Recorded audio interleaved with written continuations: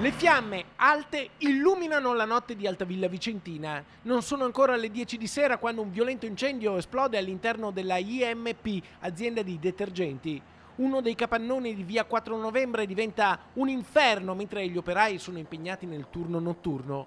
Nessuno resta ferito, il rogo inizialmente interessa alcuni cartoni, ma le fiamme in pochi minuti si estendono a gran parte del capannone. Sul posto accorrono i pompieri da Vicenza, Arzignano, Lonigo, Tiene, Verona e Rovigo.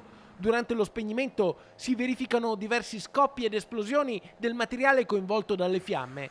Servono 3 ore per riuscire a domare l'incendio, per circoscriverlo e contenerlo in una porzione di 4.000 metri quadrati, circa un quinto dell'intero capannone, che viene così parzialmente salvato. Le squadre che sono intervenute massivamente nostre e tempestivamente, circa 40 operatori nostri dai vari distaccamenti del comando di Vicenza, coadiuvati anche da personale del comando di Verona e dal comando di Rovigo, hanno permesso sì di scongiurare una progressione dell'incendio verso le restanti parti del capannone e in particolar modo di salvare quello che è un deposito importante di ipoclorito di sodio presente all'interno dell'azienda. Le operazioni di completo spegnimento di tutti i focolai e la bonifica da parte delle squadre è proseguita per tutta la giornata di oggi.